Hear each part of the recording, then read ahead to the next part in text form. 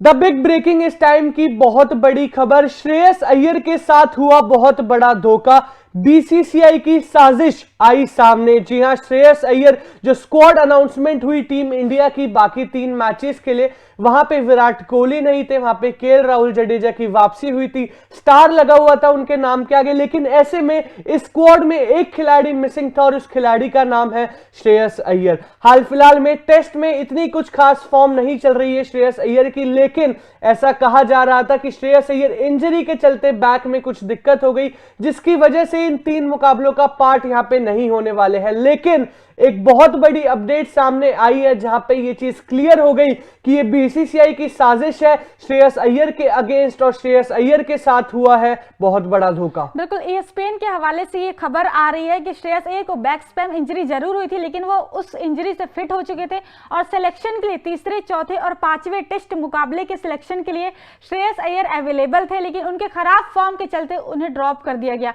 बात यह है कि चलिए आपने खराब फॉर्म के चलते ड्रॉप किया, लेकिन बीसीसीआई ने कुछ क्लियर कट इस पे बात ही नहीं करी। अगर आपको किसी भी प्लेयर को स्क्वाड से ड्रॉप करना है, टीम से बाहर निकालना है, तो फिर आप सीधा सीधा बोलिए कि भाई फॉर्म अच्छी नहीं है तो हमने टीम से बाहर निकाल दिया, हमें खुद पता चल जाएगा। ये इंजरी हो गई है तो फिर मतलब रूल्ड आउट हो गए इंजरी के चलते, ये सारी चीजें क्या। अगर आपको किसी प्लेयर को बाहर करना है तो सीधा सीधा बोल के करो, भाई आपकी फॉर्म अच्छी नहीं है, हम आपको नहीं खिला सकते। लेकिन इंजरी का बहाना दे किसी भी प्लेयर को बाहर करना, ड्रॉप करना स्क्वाड से, ये मुझे लगता है बहुत गलत बात है। बिल्कुल सही कहा। और वहां पे बीसीसीआई की तरफ से 2-3 स्टेटमेंट्स भी आउट हुई है, जहां पे विराट कोहली को उन्होंने बहुत अच्छे से डिफेंड करा।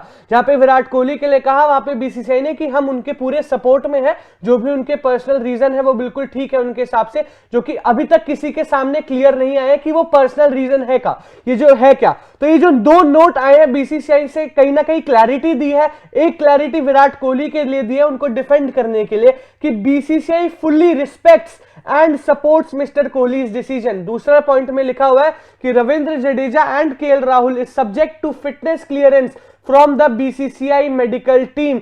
ऐसे में कहीं ना कहीं बहुत बड़ा झटका। और श्वेता, क्यों मैं कह रहा हूं कि धोखा हुआ है श्रेयस अय्यर के साथ, इसका क्लियर साफ सीधा मतलब यह है कि आपने 2 खिलाड़ी जो सब्जेक्ट टू फिटनेस थे उनको आपने खिला दिया, लेकिन श्रेयस अय्यर जो ऑप्शन के लिए, जो सिलेक्शन के लिए अवेलेबल थे, लेकिन तब भी श्रेयस अय्यर को नहीं खिलाया। और साथ ही साथ खबरों में यह आया कि श्रेयस अय्यर इंजरी के चलते जो है नहीं खेल पाएंगे बाकी 3 मुकाबले। ऐसे में और भी ज्यादा गुस्सा फैंस को कब आता है कि आपने कोई रिप्लेसमेंट में कोई दिग्गज बल्लेबाज नहीं लेके आए वहां पर, और इंडियन बैटिंग जो ऑलरेडी बहुत वीक नजर आती है, और साथ ही साथ 2 खिलाड़ी अपने ऐसे खिलाए जो सब्जेक्ट टू फिटनेस है, यानी कि कंफर्म नहीं है खेलेंगे या नहीं। ऐसे में डिसीजन और भी ज्यादा कड़वा और भी ज्यादा बेकार नजर आता है। बिल्कुल, मतलब अगर आपको उन्हें ड्रॉप करना ही था, प्लेइंग 11 में अगर आपको हिस्सा नहीं देना था, तो चलिए कोई बात नहीं, आप स्क्वाड में रख लेते। कम से कम ऐसा तो होता है भाई किसी, चलो सरफराज खान का आपने डेब्यू कराया, रजत पाटीदार को आपने 2-3 मैचेस खिलवाए, 2-3 मैचेस मतलब 6 इनिंग 5 इनिंग 6 इनिंग हो गई, ठीक है, परफॉर्म नहीं कर पाया। अगर आपको रिप्लेसमेंट चाहिए,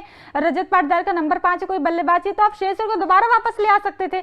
लेकिन श्रेयस अय्यर को सीधा स्क्वाड से ही ड्रॉप कर दिया आपने, और सिर्फ यंगस्टर्स के भरोसे आप जा रहे हो इंग्लैंड के साथ मुकाबला खेलने, और 2 प्लेयर जिनका मतलब अता पता ही नहीं है वो खेलेंगे नहीं खेलेंगे। जडेजा की बात करें या फिर केएल राहुल की बात करें, अभी भी स्टार लगा हुआ उनके नाम के सामने, तीसरे मुकाबले में खेलेंगे, चौथे मुकाबले में खेलेंगे, 5वें मुकाबले में खेलेंगे, या तीनों ही मुकाबले में नहीं खेलेंगे, इसका कुछ भी अता पता नहीं है। तो इंजर्ड प्लेयर को आपने स्क्वाड में रखा है, लेकिन जो प्लेयर फिट है, सिलेक्शन के लिए अवेलेबल है, उसे आपने टीम से बाहर कर दिया है। बिल्कुल, लेकिन श्वेता यहाँ पे टीम इंडिया में बहुत सारे खिलाड़ी ऐसे थे जिनका डाउनफॉल आया, लेकिन उन्हें बैक करा गया।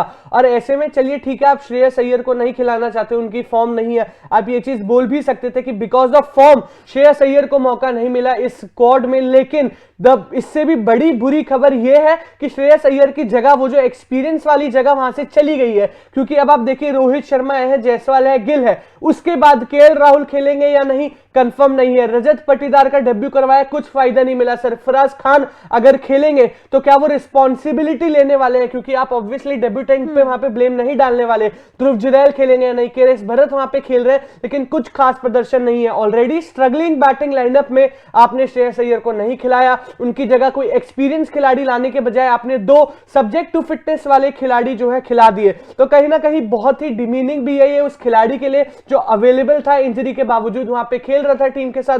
फॉर्म तो टेम्परेरी होती है, one good match. Shubman Gill के भी एक ही इनिंग्स आई है सेंचुरी की, बाकी शुभमन गिल का भी डाउनफॉल बहुत टाइम से चल रहा है, कॉन्ट्रीब्यूशंस अगर आप चेक करेंगे तो। ऐसे में अगर शुभमन गिल की चांस बनती थी तो श्रेयस अय्यर की भी कहीं ना कहीं उस एक्सपीरियंस के चलते चांस बनती थी, क्योंकि ओडीआई वर्ल्ड कप अगर आप परफॉर्मेंसेज उठा लेंगे अय्यर की तो शायद आप उनको फिर पीछे नहीं रख पाएंगे। बाकी ये तो बहुत बड़ा झटका जो सामने आया है, कहीं ना कहीं बहुत बुरी खबर भी है कि श्रेयस अय्यर मौजूद थे लेकिन उनके बजाय ना कोई एक्सपीरियंस्ड खिलाड़ी लेके आए, बल्कि दो सब्जेक्टिव फिटनेस वाले खिलाड़ियों को खिला दिया। अब केएल राहुल जडेजा खेलेंगे तो अगर खेलते वक्त कुछ दिक्कत हो गई तो वहां पर और बड़ी दिक्कत हो सकती है इंडियन टीम को। आप अपना ओपिनियन इस बारे में बता सकते हैं कमेंट सेक्शन में। तब तक के लिए देखते रहिए तूफान स्पोर्ट्स। Like share subscribe. तूफान स्पोर्ट्स।